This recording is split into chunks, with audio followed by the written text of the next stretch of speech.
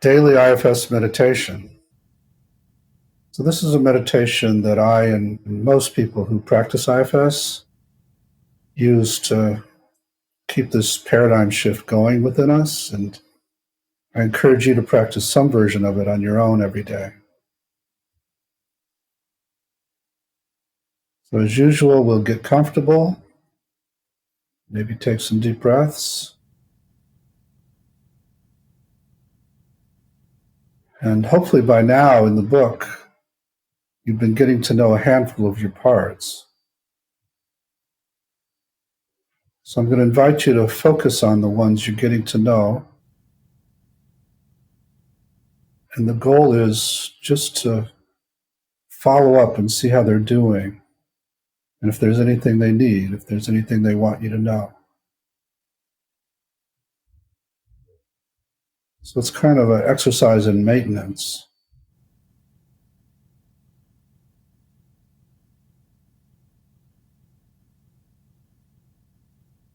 It's in the service of building an ongoing relationship so they feel connected to you, less isolated and alone.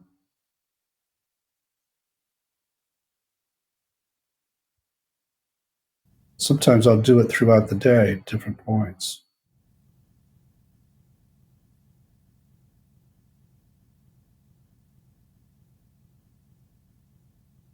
And as before, as you're checking with them, remind them that they're not alone, that you're there, that you care about them, and tell them even more about who you are.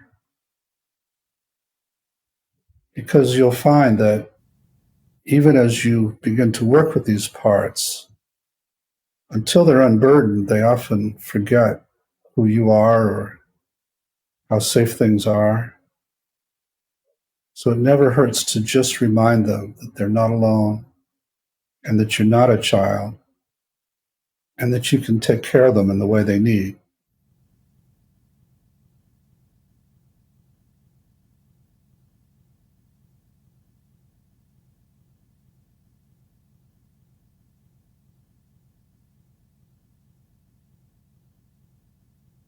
So for IFS to work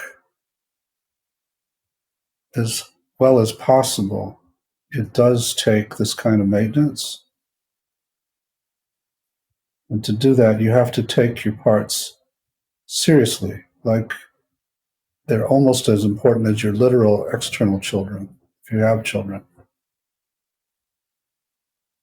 The good news, though, is unlike your external children, your parts don't need as much maintenance or nurturance as they do.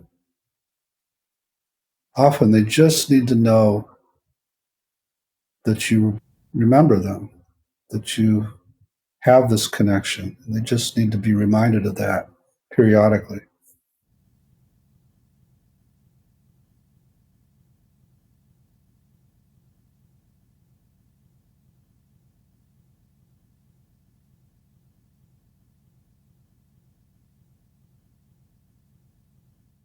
And then again, when you've checked in with the ones you're working with, then you can have an open invitation to any other parts that need attention and just see what happens.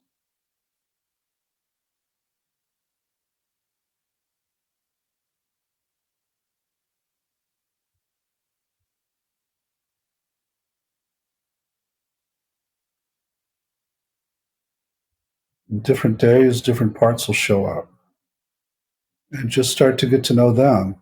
What do they need?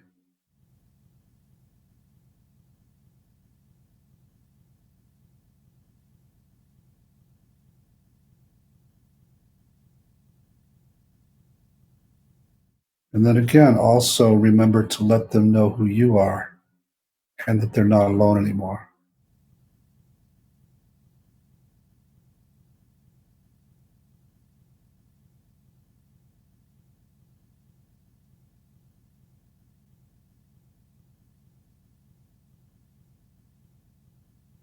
And then also, again, you have the option of revisiting each part and asking them to relax and open space inside you.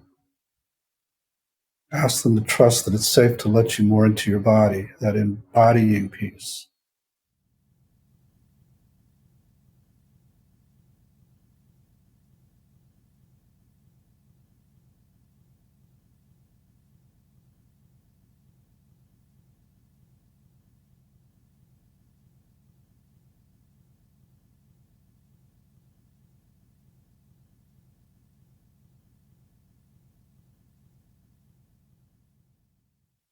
It's harder to do that if they're triggered for some reason, but you can still ask, and sometimes they will, even when they're quite upset. And again, you'll notice that shift toward more space.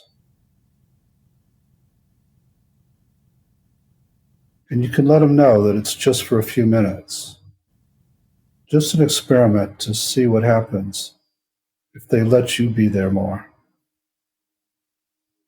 They don't have to if they don't want to. In that case, you can just continue to get to know them. But if they are willing to separate, notice again the spaciousness and embodiment, what it's like to feel more in your body with a lot of space and be with them rather than be blended with them.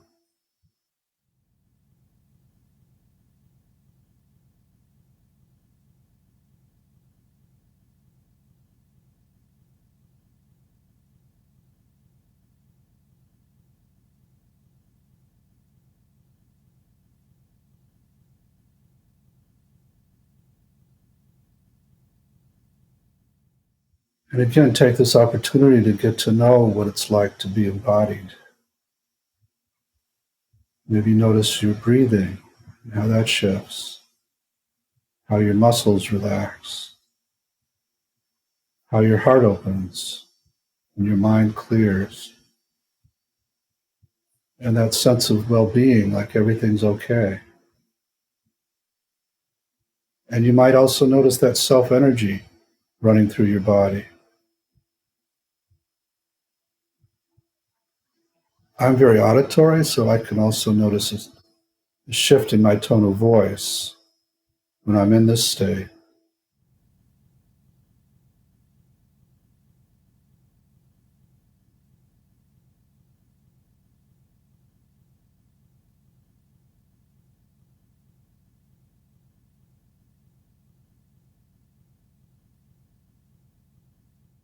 And again, it's okay if your parts are having a lot of trouble relaxing or separating. It just means they need more of that kind of attention at some point. So let them know you get it. There's no pressure for them to do anything.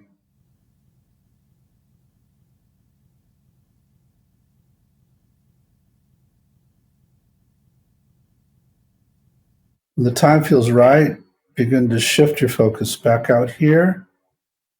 Thank your parts for whatever they let you know and remind them that you'll be doing this practice more in the future. And then take some deep breaths if that helps you come out.